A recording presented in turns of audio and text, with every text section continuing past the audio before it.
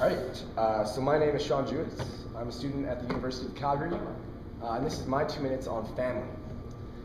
So when in high school, I lived with my mom, and at that time, I really didn't have, the greatest relationships with my mom and my sister, although I did have a good relationship with my dad at the time, because we had, one night a week planned out where we would meet up and socialize and,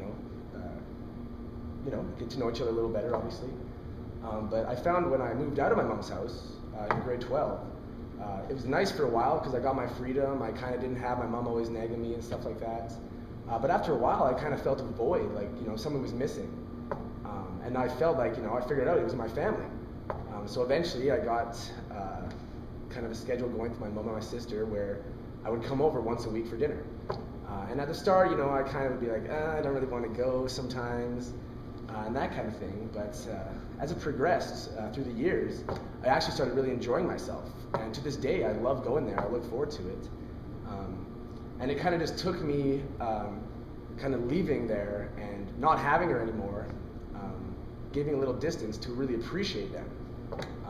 A similar thing happened with my dad, because when I moved in with him, we actually stopped really communicating a little. Just because we were around each other, we were kind of living in the same house, but it's almost funny because the person that you see usually that you're living with and seeing the most, you're not really socializing with them as much as you would think. So after a while, we started planning things out where we would meet up once a week to just have a couple beers and chat and bullshit a little bit, and eventually it turned into doing projects together. Like we did Our Next Mayor project together, a Fresh Approach event project, and then eventually this 2 minutes project. And it really just allowed me time to get to know my dad and get closer, and I can literally call him one of my best friends. A similar thing happened with my sister.